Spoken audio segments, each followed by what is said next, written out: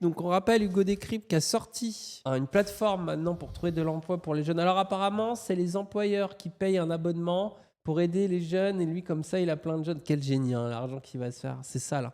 Et du coup, il a fait une vidéo sur le travail est inutile. Il va faire une boîte d'intérim à terme, j'en suis sûr. Mais ça va pas s'appeler une boîte d'intérim, ça va être un hub pour auto-entrepreneurs ou je sais pas, et ça va être crade. En tout cas, quand on disait il y a déjà même quelques années, moi même avant même le stream, je disais oula, déjà tu sais le journaliste, oui, c'était déjà bizarre. Influenceur et tout, c'est déjà une méta. Attention, en plus maintenant on peut plus critiquer parce que c'est Internet, c'est la famille, tu vois. Là, maintenant carrément ça devient un chef. Qu'est-ce que ça va être l'empire Hugo Décrypte, ça va être quoi? Je pense que lui dans 30 ans là, Hugo recrute. En France, près d'un Français sur 3 a le sentiment d'occuper un bullshit job, un travail dont... Tiens, on va faire un sondage. Quelqu'un embauche un dev web, mais vous voulez qu'on lance Dany Eraz intérim ou comme Hugo Décrypte là? Vous voulez qu'on fasse un hub de recrutement? Ouais, bah nous, tout ce qu'on a, c'est des stagiaires, gros. Oui, Dites-vous que même nos potes nous disent vous cherchez des stagiaires? Ouah, c'est elle les stagiaires, vous êtes finito. Mais parce pourrait que nos vous... potes, En fait, on nous... pourrait tellement vous scam, vous faire venir et vous faire des trucs chiants qu'on veut pas faire. Ah ouais. Mais tant qu'on n'a pas des trucs un peu cool à vous faire. Vous êtes déjà intérimé Usul. Oui, voilà, c'est bien. On a déjà un travailleur précaire là à pouvoir payer là, c'est bon. T'as 40% d'étudiants, chômeurs, RSA. Ah, chiant. Ouais. Twitch, hein. Force à vous. T'as quand même plein de gens qui disent non, ça va. Leur métier est pas Ouais, inutile. Attends, ça ça veut va, pas dire qu'il c'est vous cool. plaît, hein. Ça veut dire Mais qu'il c'est n'est pas pas si inutile. Hein. bullshit. Rappelle que bullshit Après, je job. pense que t'en as qui disent non, ça va, alors que c'est un bullshit job. Mais force à vous, vous avez raison d'être dans le déni. Nous, est-ce je qu'on est un comprends. peu bullshit job? Non. Bah ça va. non, mais on n'est pas bullshit job par rapport à nous-mêmes, mais dans l'utilité de la société, oui, un peu. Ouais, mais c'est pas bullshit. On se Mais sent nous, pas, non, mais je veux dire, c'est nous, on n'est pas à souffrir, quoi. C'est ça que je veux dire. Pour moi, bullshit Après, quand on job, regarde Hugo c'est un Décrypte, truc un peu parce qu'il n'y a pas d'autres inutile. vidéos.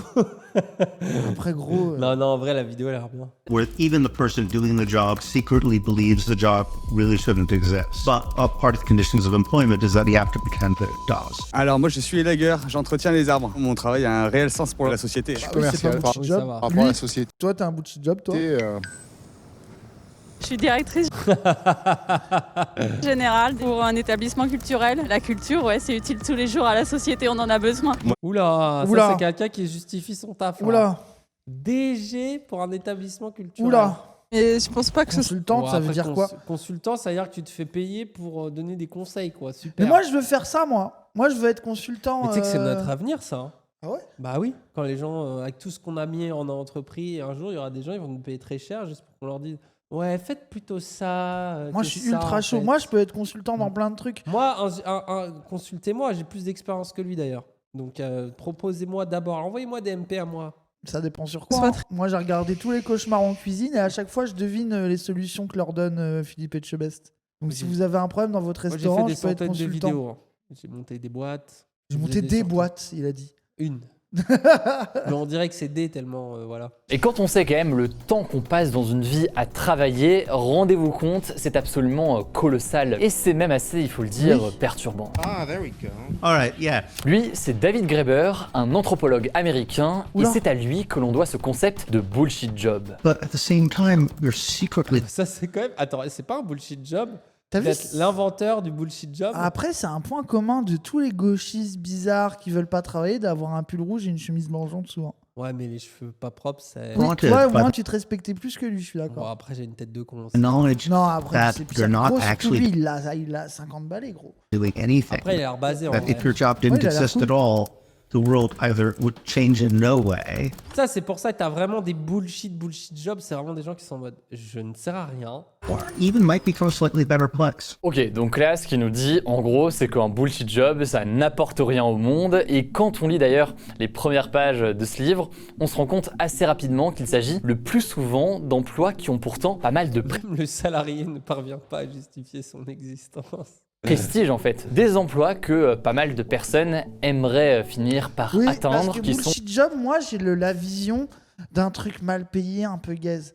Mais en vrai, Non, les je vrais dirais, c'est bien bullshit payé. jobs, c'est des trucs dans des boîtes Happiness où les gens servent à rien. Ouais, c'est réel, c'est réel. Ou que t'es là, tu vas être directeur d'un truc, mais en fait, tu sers un peu à rien. notamment Chef de projet, ouais, voilà. très bien rémunérés. I was never in this for the money, but it turns out that the money was an absolute necessity for me. Alors selon l'auteur, il y a des facteurs assez communs qu'on retrouve dans ces bullshit jobs et dans les entreprises qui en ont développé, notamment la multiplication des réunions inutiles, de la paperasse de façon très présente, ou encore des validations hiérarchiques à plusieurs niveaux donc, et parfois pour... Ça, au début, nous, on aimait trop faire des réus pour rien à Zawa Prod. Mais maintenant qu'on doit faire des vraies réus, on aime bien qu'elles durent pas longtemps. Ah ouais, que ce soit efficace. Et encore, moi, je trouve que on blablate des fois, mais je trouve qu'on commence à réduire. Le nombre de réus qu'on fait avec des gens, Non, mais en fait, on dépasse rarement la demi-heure. Hein. oui, mais oui. Arrête. pour des choses assez inutiles, bref, des choses qui s'accumulent et qui prennent beaucoup de temps. Et justement, pour mieux illustrer son propos, il distingue aujourd'hui 5 catégories de jobs à la con. Et attention, spoiler, il est assez dur et direct, tout ça de toute façon Spoiler, il est de gauche. Hein. fait débat, on en parle juste après. Alors, la C'est ça. Spoiler, il est de gauche, vous n'allez peut-être pas aimer son avis. première catégorie de bullshit jobs que l'on retrouve, Oh ce sont les larbins. En gros, les larbins sont là pour permettre à quelqu'un d'autre de paraître ou de se sentir important. David Létard Graeber donne l'exemple d'un ou d'une réceptionniste dans une entreprise. Son rôle Putain, j'avoue, ça sert à quoi? principal est de dire bonjour à tous ceux qui passent, d'éventuellement rediriger les personnes vers les bons rendez-vous, de s'assurer Oh, ça, c'est vrai. que la corbeille de bonbons est pleine et de répondre aux appels, bien qu'il y ait dans certains cas en moyenne 2 appels par jour. Un intérêt donc d'un point de vue strictement fonctionnel qui serait relativement limité. Par contre, l'intérêt en termes d'image est important pour ses supérieurs hiérarchiques. Ouais, c'est tout ce qui est les trucs secrétaires, machin. Là, c'est même pas ça. Ouais, Non, mais là, c'est c'est pire. pire. Ouais, C'est c'est que pire. c'est Oui, juste, parce qu'au moins, t'es une là secrétaire a Pour fait des dire, trucs, hein. regardez, on pèse assez pour avoir quelqu'un qui sert juste à dire bonjour à l'entrée et à dire allez dans tel bureau, alors qu'il n'y a pas Ah vraiment ouais. besoin de ça. Il y a Léo qui dit avoir lu David Graeber et créer une boîte d'intérim, c'est quand même un destin tragique. Ah ouais. Ah ouais, mais tu sais, c'est. Et puis, moi, je connais plein de gens qui ont fait ça, tu sais, des trucs même hôtesse, tu sais, genre d'être là dans des soirées et tu sers à rien à part être genre joli et tenir des. Tu sais, proposer des verres. Apparemment, Ouais. c'est les métiers. Et ça paye bien, mais c'est genre, c'est l'enfer parce que ta soirée consiste à dire bonjour, sourire, donner des verres et te faire parfois draguer de manière malaisante par Ah, des invités. l'enfer. Et de devoir continuer de sourire. La deuxième catégorie, c'est les porte-flingues. C'est des employés qui exercent un métier qui comporte quelque chose d'agressif ou de manipulateur, qui serait en fait dépourvu de valeurs sociales positives. David Graeber donne ici l'exemple RH. des télévendeurs qui vont donc être ouais. là pour tenter de vendre Ah des choses ouais, dont ah les ouais, gens n'ont ni forcément besoin. Moi, c'est des trucs d'électricité tous les jours. Votre contrat de gaz, votre contrat des... Mais ta gueule! Ouais, surtout, Il vous me va. parlez mal à des gens qui souffrent. C'est-à-dire, vous les envoyez chier, je comprends pourquoi, moi aussi. Hein. Moi, je leur parle pas mal, mais ça me casse les couilles. Tous les jours, m'appellent. Les centres d'appel, c'est Harcèle, l'enfer sur Terre, les harcèle, centres d'appel. hein. harcèle, Vraiment, harcèle. c'est... Et en gros, pour lui, la réflexion est assez simple. Si ces métiers venaient à disparaître, eh bien, ça ne changerait pas grand-chose pour la société. Usul a fait ça avant. Donc, quand ça le traite de parasite pour société... Moi on aussi, est je bien l'ai que- fait. En soi, la troisième GDF. catégorie Non. que l'on retrouve, ce sont désormais les rafistoleurs. Ici, l'auteur parle des employés qui passent leur temps à régler des problèmes qui Ah oui, le gars, là, qui courait partout dans l'entreprise du patron incognito de LDLC. Ah ouais, Qui mais courait ça, c'est la partout en maintenance faisant en genre- usine. Arrête, Dani, c'est pas pareil. Mais oui, c'est ça à l'échelle des bureaux, quoi. en théorie ne devraient pas exister. Ils vont par exemple rattraper les bourdes de leurs supérieurs, ils vont combler un manque d'organisation ou alors exercer des tâches qui pourraient être automatisées par un logiciel. On en vient tout de suite à la quatrième catégorie et on va parler maintenant des cocheurs de cases. Il s'agit en fait de salariés qui permettraient à une organisation de prétendre faire quelque chose alors qu'en réalité elle n'en fait pas. Dans son livre, David Graeber donne l'exemple d'une femme embauchée pour organiser les activités de détente dans une maison de repos. Elle explique dans son témoignage qu'elle devait Qui est Better Call Saul. demander aux résidents leurs préférences en termes d'activité, entrer ensuite ces données dans un ordinateur pour ensuite n'en rien faire du tout. Une façon donc de donner l'impression qu'il y avait une forme d'analyse qui était faite. Enfin, la cinquième et dernière catégorie. Moi, j'aime bien qu'ils aient laissé la marque du stock alors qu'ils se sont fait chier derrière pour les effets. Je trouve ça marrant. Catégorie qu'on peut noter, c'est la question des petits chefs. Ce seraient ceux qui délèguent des tâches pour le plaisir en fait d'avoir des personnes sous eux et se retrouvent finalement avec pas grand chose ou moins de choses à faire eux-mêmes. Selon David Graeber, les petits chefs peuvent être considérés comme le reflet inversé des larbins que j'évoquais au début, dans le sens où ils sont tout aussi superflus potentiellement au sein d'une entreprise, mais au lieu d'être les subordonnés, ils sont en fait les supérieurs. Bon, et là, je me permets de faire une petite pause. Si vous regardez cette vidéo, il y a de grandes chances que vous ayez entre 17 et 30 ans, que vous soyez en études. Ah bah tiens. Mais c'est crade de faire cette vidéo et Oh, au de placer milieu de son ça. truc au milieu de ça, c'est Au bizarre. milieu de ça. Et j'imagine que la perspective de ces bullshit jobs ne vous emballe pas forcément. Avec mon équipe, Waouh. Gros, il est en train d'utiliser un truc qui dénonce le monde du travail actuel Gros, notre et l'aliénation. Notre titre, il paraissait méchant, mais c'est le titre réel. C'est Hugo une Décrypte dit dinguerie qu'on de n'aura faire plus de si travail, sale, hein. sauf sur son site. Et surtout qu'il sous-entend qu'il n'y aura pas de bullshit job sur son site. Ah bon? on sait bien que notre génération est confrontée à des difficultés croissantes par rapport aux études, par rapport au travail. Alors aujourd'hui, et c'est peut-être l'une des annonces les plus importantes depuis que je suis sur les réseaux sociaux, eh bien, je lance un nouveau média. Ce média, c'est Élan et c'est tout simplement votre Élan compagnon. Ah, t'as vu, Oh, il le le logo vend. de merde. T'as vu, il le vend comme un média.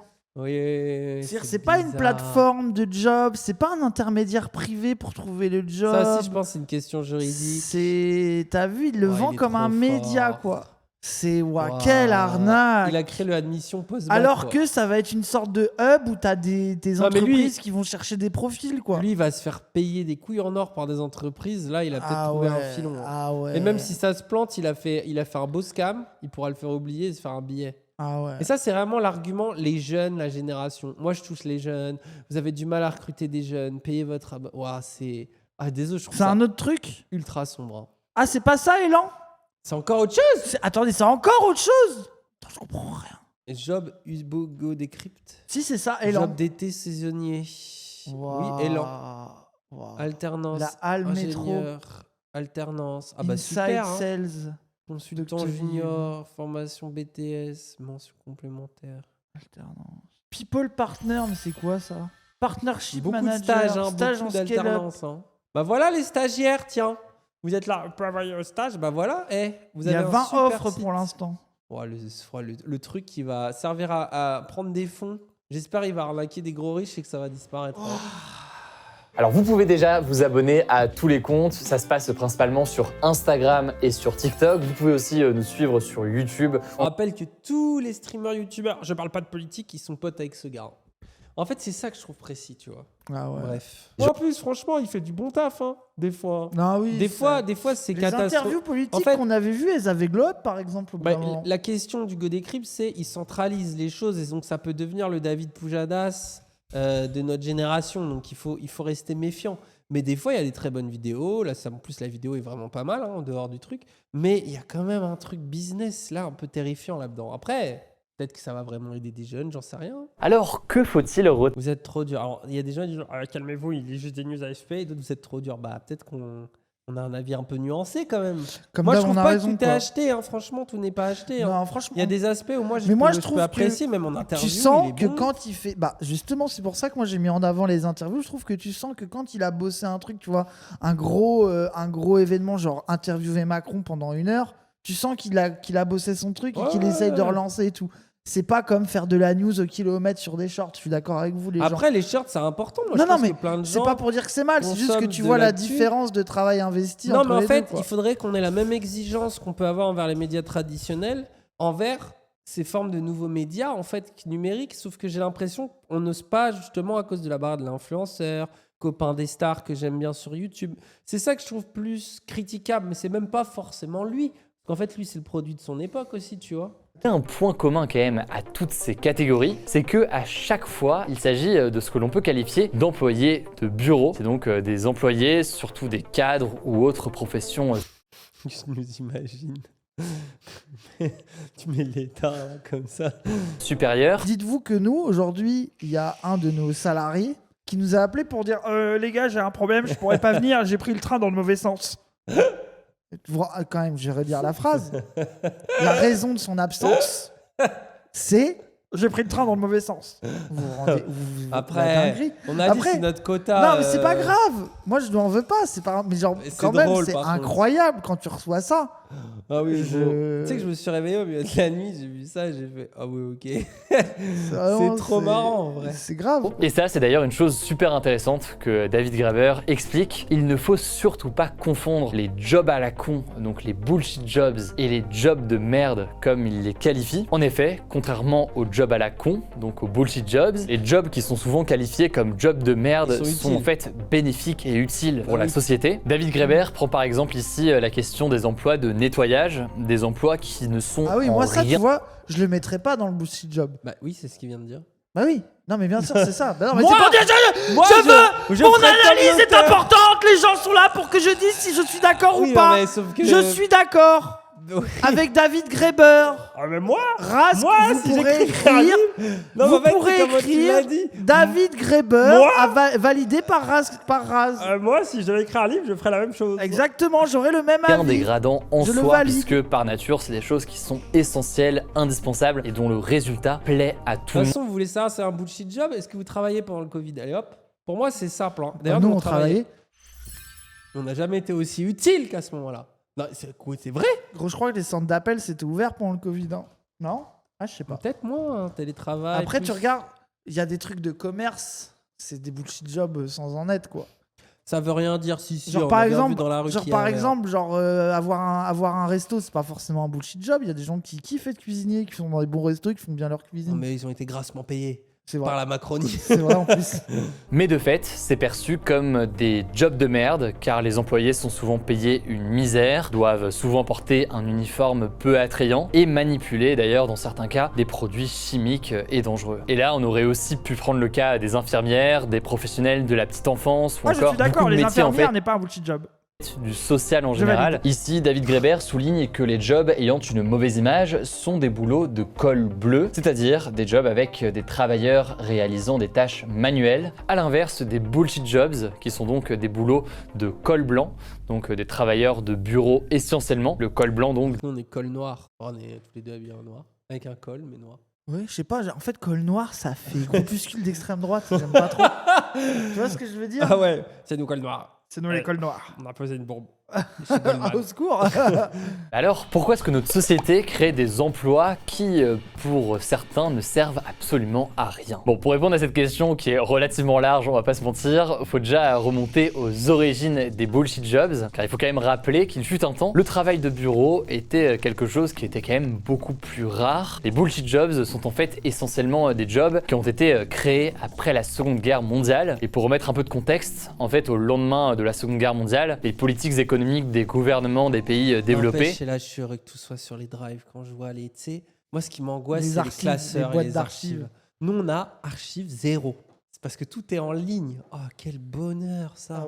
Pour Quand avoir je vois classé toute la des paperasse- archives inutiles. Non, mais surtout, gros, quand je vois toute la paperasse qu'on a, je suis tout le temps en train de penser au fait que s'il fallait imprimer, stocker, tu sais, 10 ans, garder les fiches de paye. Même moi, j'ai juste vu ma daronne faire ça, tu sais, juste pour les de trucs fou. de. Oh, waouh, je suis tellement heureux. Bref, le secteur tertiaire a commencé à prendre de plus en plus de place. Et donc, dans cette catégorie SES. de secteurs, on retrouve de tout. On retrouve des métiers comme analyste, administrateur, consultant et toute forme en fait de travail immatériel. On peut parler ici de marketing, de communication, de divertissement ou encore de finance. Et là, ce qu'estime David Graeber, c'est que tous ces métiers ont un point commun. Pour la plupart, ça ne changerait quasiment rien à la face du monde s'ils disparaissaient. Bon, évidemment, là, c'est discutable et radical et on voit des nuances après, mais c'est la façon dont il le perçoit. Ce qui va se passer donc, c'est qu'à mesure que des emplois d'ouvriers vont être supprimés, y compris parfois pour des raisons économiques, eh bien, on va créer des couches supplémentaires de personnel hiérarchique et administratif dans le secteur tertiaire, des métiers qui, pour certains, ne vont pas servir à grand-chose. Bon, mais rentrons directement dans le cœur du sujet pour expliquer la prolifération de ces bullshit jobs. David Graeber explique aussi qu'il faut regarder du côté du capitalisme. A private firm would never hire someone and put out good money to someone who they don't actually need. But in fact, if you talk to people who work for large corporations, they do it all the time. C'est vrai que ça, c'est un des paradoxes bizarres. C'est qu'on dit tout le temps productivité, c'est normal que tout le monde n'ait pas de taf parce qu'on veut prendre des gens qui sont méritants. Et au final, tu regardes les métiers les mieux payés, souvent c'est des trucs, des gens qui servent à rien. Et ça, un des paradoxes aussi, c'est que des gens sont prêts à mettre 6K dans une conférence sur le bonheur en entreprise, payer un happiness manager 3K par mois, et par contre, payer un peu mieux Pour que les gens soient heureux. la personne de ménage, tu vois, ça c'est non. Mais non, mais il n'y a pas besoin de payer mieux les gens, ils ont un happiness manager. Ah bah oui. Mais ça, c'est une folie, ça. Oui. Qu'on prenne un happiness manager, nous. Bah ouais, peut-être. Hein. Ça serait bien, ça.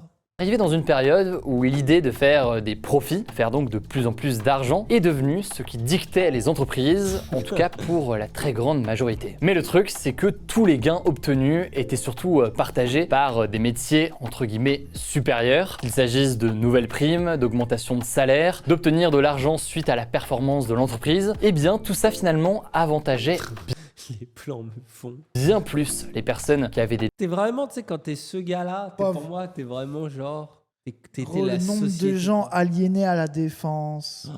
Et qui font se des pensent tafs pour des comme winners. as, et qui sont vraiment dans En fait, une c'est ça aussi mentale. qui est fou. Parfois, pour un salaire 3 fois supérieur au salaire moyen, dans ta tête, t'es tout aussi aliéné. finalement. Grave, et après Mais ils vont au costard T'es dans en des mode, bars à je Paname. domine le reste, tu vois. Et t'es une merde Et avec t'es un les peu, gens. ouais, t'es un peu en mode, ouais, moi c'est bon, quoi. Ça y est. Ah, ils sont C'est terrifiants ça, ces c'est gens. précis aussi parce qu'au final, bon, juste un peu d'argent, quoi. Résultat, je vous la fais courte et j'en suis conscient, ça peut paraître assez simple dit comme ça, mais donc plus personne ne voulait avoir les emplois les plus bas dans l'entreprise. On a donc continué à développer encore plus de postes de managers dans les entreprises. Bon, mais on touche là à un autre point absolument essentiel, l'idée que, avec notamment le développement des technologies, et encore, on ne parle même pas des sujets d'intelligence artificielle aujourd'hui, et bien tout cela pourrait plutôt inciter à travailler moins. David Graeber, par exemple, évoque l'idée de travailler seulement 15 ou 20 heures par semaine pour faire en sorte là, d'avoir on du discute. travail. Tu vois, les 32 heures, c'est bien. Mais 15 heures par semaine dans des métiers de merde, tu vois. Parce que quand t'es un métier artistique, machin, tu veux faire plein d'heures, vas-y, très bien, vas-y, t'es heureux. Tu fais les trucs qu'il y a peut-être besoin, tu sais, que Et tu puis, fasses deux, la trois vérité trucs, au moins, aussi, tu les fais, quoi. c'est ça, c'est que dans des jobs comme ça, il y a des trucs, en 15 heures, t'as tout fait, tu restes 35 heures, quoi. Mais payer 35, bah oui, les gens. Bah évidemment, c'est pas travailler 15 heures, payer 15 heures. Moi, je vous parle de travailler 15 heures et payer la même chose, hein, bien sûr. C'est trop, moi je veux 0 heure. Oui, force à toi, je te comprends, mais déjà 15, ça serait bien, quoi. Pour tout le monde et éviter donc une certaine concentration dans certains métiers qui en plus donc dans certains cas ne seraient pas forcément utiles. Bon, et ici Graeber reprend surtout les travaux de l'économiste John Maynard Keynes. Voilà. Keynes prédisait qu'une semaine de 15 heures de travail suffirait amplement d'ici 2030 Encore un homosexuel, hein.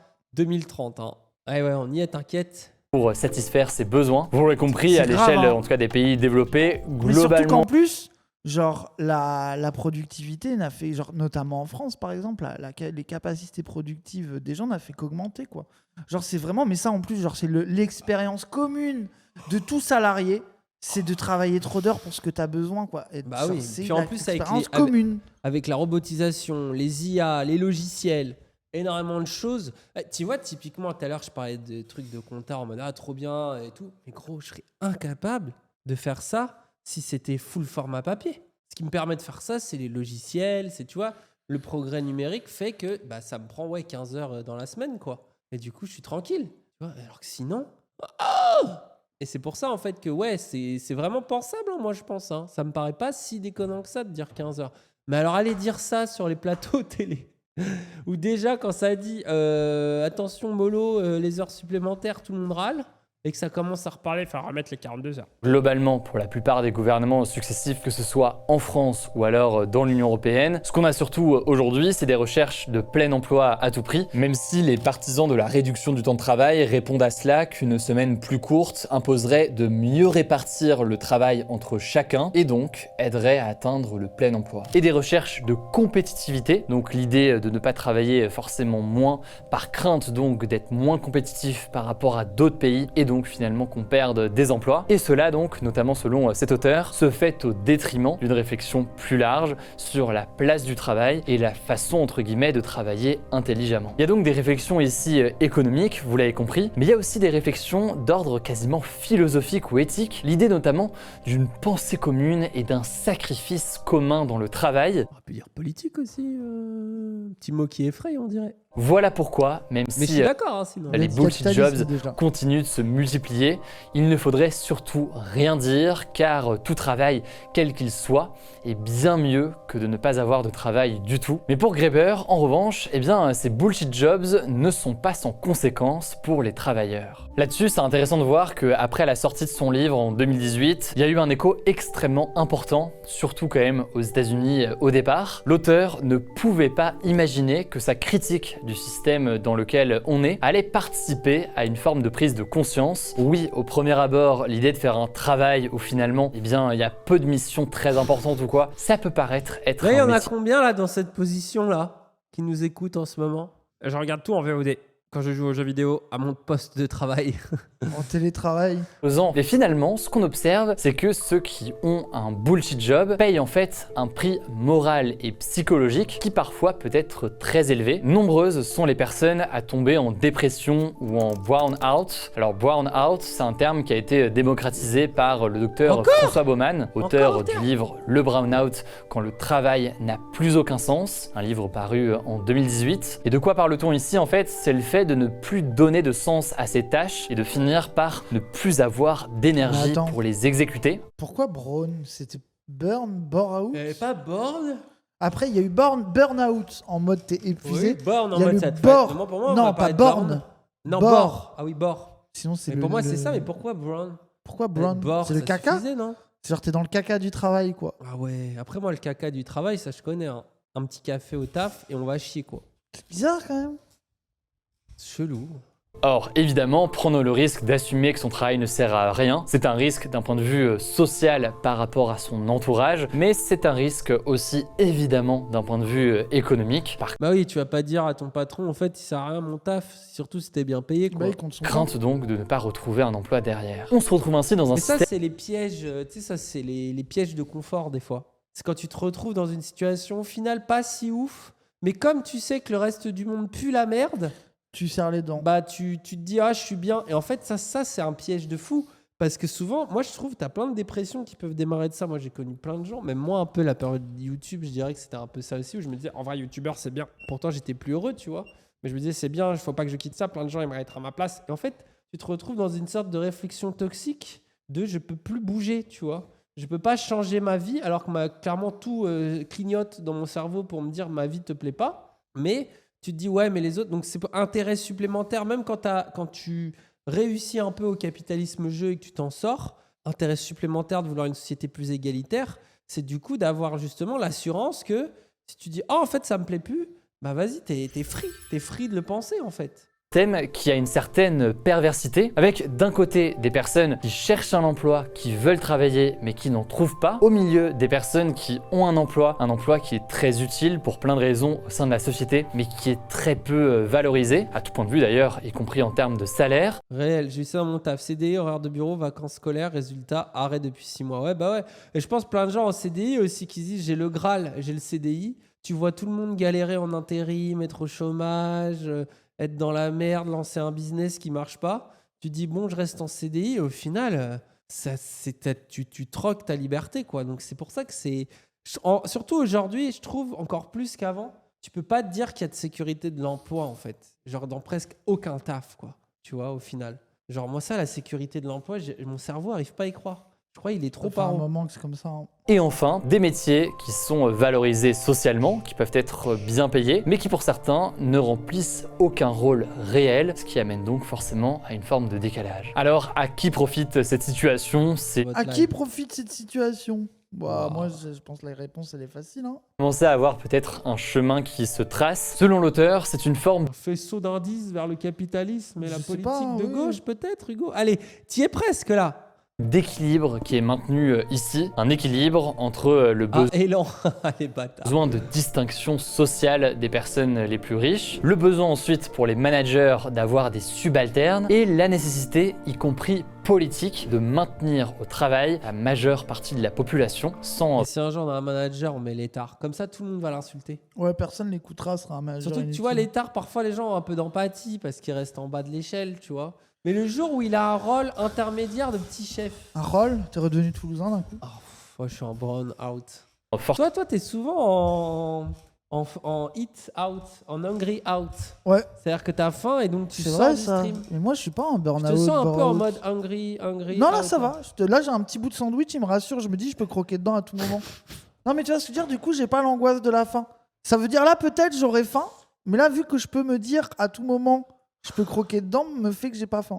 Technologique. Bref, en tout cas, ce qui est sûr, c'est qu'au-delà des revendications économiques et de conditions de travail qui sont évidentes, il y a aussi donc des questions de sens sur l'utilité de son travail et sur le sens plus largement et l'impact que l'on a avec son travail. Alors, va-t-on vers la fin des bullshit jobs? Rien n'est moins sûr aujourd'hui. Ce sera intéressant d'en reparler peut-être dans quelques années pour voir ce qu'il en est. Je me dois quand même de signaler qu'il y a des limites aux théories qui sont avancées justement par David Graeber.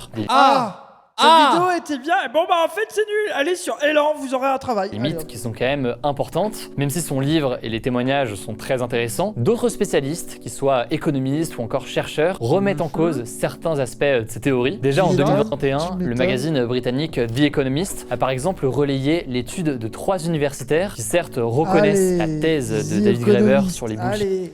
Allez. jobs qui se tient et qui apporte beaucoup de choses, mais qu'elle concernerait finalement pas tant de personnes que ça. En effet, pour non. David Graeber, les bullshit jobs représenteraient entre 30 et 60% des métiers dans le monde.